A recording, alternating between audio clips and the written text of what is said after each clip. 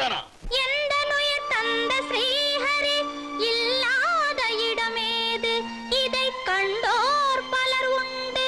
துரும்பிலே பெரிய தூணிலே நிறைந்தவனே என்று அறிவாய் நீ இன்றே.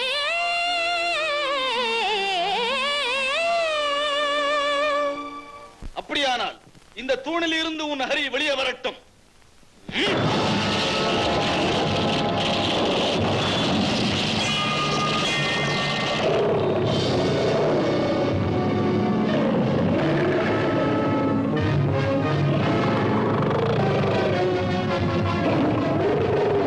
இதென்ன விகார உருவம்? நீயா ஹரி?